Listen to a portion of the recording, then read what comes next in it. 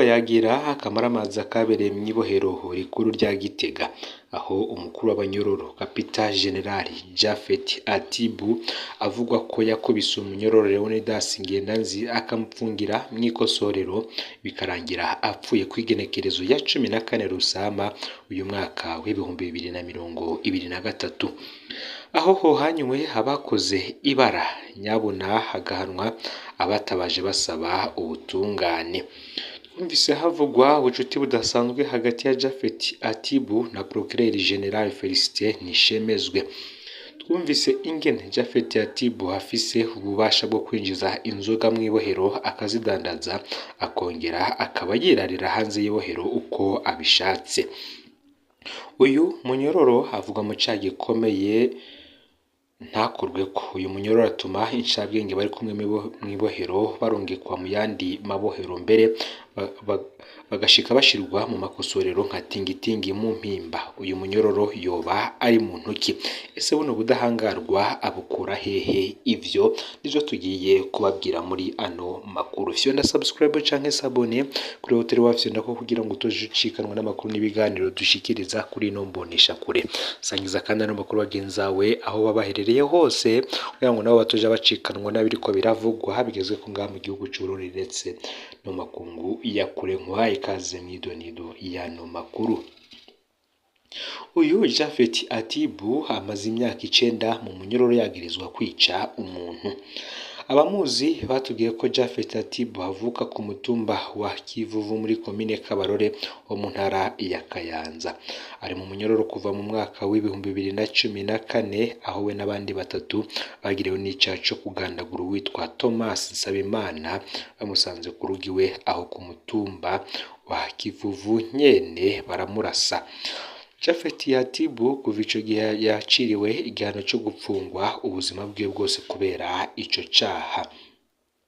Uyu mutumba Kivuvu ni umutumba uzwi cyane mu bijanye no kwimba ubutare bwa Kohta. President Ndayishimiye yageze gutuka abarwizatunga bo muri komine Kabarore ababaza iyo bashize amahera bakuye mu butare bwa Kohta. Haravugwa kandi cyane uyundi mu rwizatunga yitwa Vincent Ndagijimana bikunze no gushika abanyagihugu bakamwidogera ingene abarenganya kandi ahantu hose yahujuje ibinogo vy'ibirombwe vya Kohta. Ico ni ikindi gihangange cyo mu Kayanza akaba na muvyara wa Japhet Atibu. Imbere yo gupfungwa Japhet Atibu yavugwa mu rudandazwa rwa magendo rw'ubutare bwa Kohta.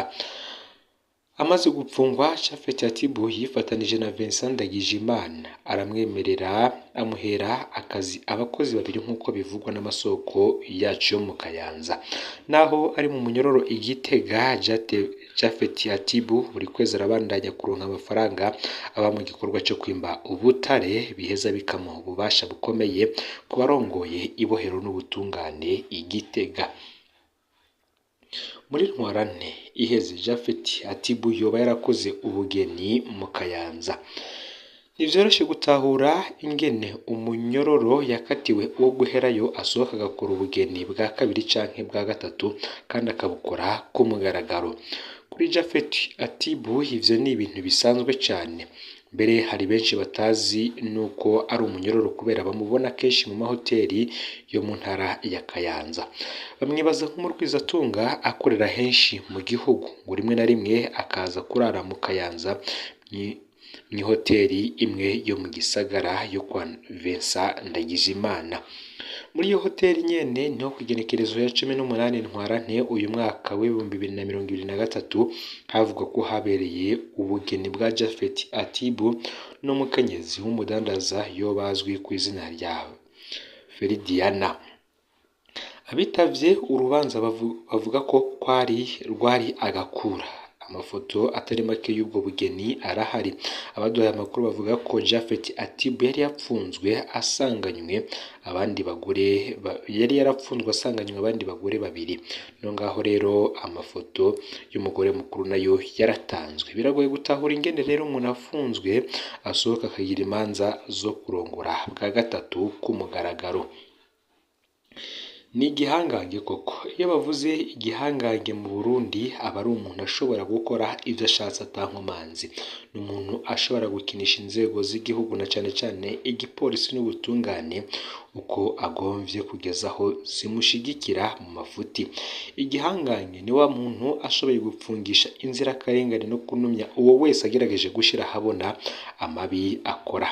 Igihangange kandi kiba gishoboye kwica atankomanzi.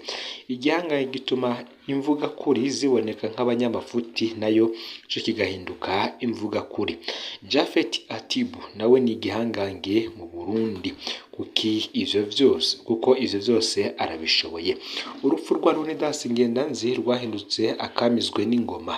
Inzego z'igihugu ziriko zirapfukira icaha imvuga kuri n'inzirakarengane nka Colonel Leonidas Hatungimana batazira Muporo zikaba ziri muri tingitingi mwibohero rikuru rya Mpimba. Ngivyo rero ivyo twaba tubasangije kuri uyu Japhet Atibu igihangange. Uyu avuga ko bivuga ko yoba akoresha inguvu zidasanzwe mu bohero rya Gitega, dore ko na kenshi atarara muri iryo bohero aba yibereye mu mahoteli amwe yo mu ntara ya Kayanza. Reka kandi ano makuru yacu n'ubundi tuyabandanirize ku bivugwa bifitanye isano n'ibi vya Japhet Atibu, aho imiryango y'abanyororo baherutse kuvanwa Igitega ikajanwa mu Mpimba yoba iriko itabaza umushikiranganje Domina Banyankimbona.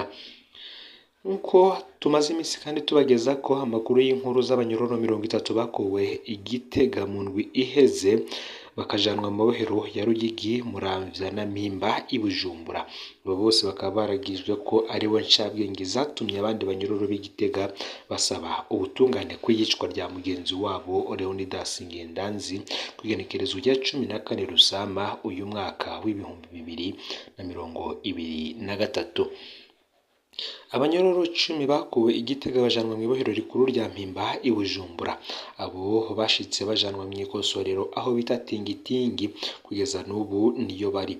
Uretse ko baje gikubikubi bakaza basize utwabo Igitega, hongeye ko badafise uburenganzira bwo kuja mu bandi banyororo no kubonana n'imiryango yabo. Umwe mu bagiye kuraba babo nawe yaraye atangaje agahinda kenshi yagize ubwo aragiye kuraba uwiwe. Ati mwiriwe, ni ukuri ubandanye utabariza abo banyororo bavuye Igitega bajanwa mu yandi mabohero kuko ntiborohewe.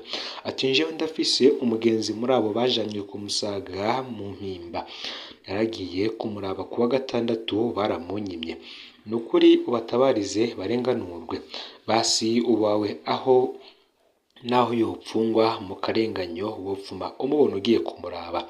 Nukuri bagiye gusubira gutangura umunyororo gushasha kandi bari bamaze imyaka 8 ku karenganyo. Timo batabarize barekurwe. Tinje ndafise ubwoba nuko bazohava babicira muri izo collection nyene. Timo tubwirire umushikiranganje w'ubutungane Domine Banyankimbona atezurire abacu bahabwe uburenganzira bwabo bwo kubonana n'imiryango. Ibintu biriko birakorerwa bano banyororo 10 birarengeje urugero. Abatwara ku Mpimba cyo kimwe n'umushikiranganje Domine Banyankimbona ababijejwe bose nibikubite agashibubahiriza uburenganzira bw'abo banyororo, nibibuke ko nabo bashobora kwisanga aho nyene maze borohereze abariyo. Ngayo rero amakuru yaragezwe ko muri kano kanya twababwiye byinshi kugira ngo Japhet Atibu ingene yoba yarishe umuntu mu mwaka w'2014 agakatirwa umunyororo wo guherayo, ariko kuri ubu akabarara mu mahoteli yo mu ntara ya Kayanza. Twabwiye kandi ko no muri ntwarante iheze Japhet Atibu yoba yarakoze ubugeni mu Kayanza ndetse na byinshi bitandukanye kuri iyo ubigize igihangange mwibohero rikuru rya Gitega. Tubabwiye kandi nivyo imiryango y'abanyororo baherutse kuvanwa Igitega ikajanwa mu Mpimba iriko itabaza umushikiranganje w'ubutungane Domine Banyankimbona ndetse n'izindi nzego zibijejwe ngo barenganure ababo barungitswe mu yandi mabohero. Ngayo rero amakuru yaragezwe ko ariko avugwa muri kano kanya. Fyonda subscribe canke sabone kuri utari wafyonda ko kugira ngo utojucikanwa n'amakuru n'ibiganiro tubandanye gushikiriza uri mu bambere. Sangiza no makuru kandi bagenzawe aho babaherereye hose kugira ngo nabo batoja bacikanwa n'abiriko biravugwa bigezwe ku ngaha mu gihugu z'igihugu c'u Burundi, hanze y'imbibe z'igihugu c'u Burundi ndetse no mu makungu ya kure yoba yavuga mu bisata bigiye bitandukanye, politike, indero, imigenderanire n'ayandi makungu, agateka kazina muntu, ubutungane ndetse n'ibindi vyinshi bitandukanye. N'umuhuza TV, Imana ibahezagire.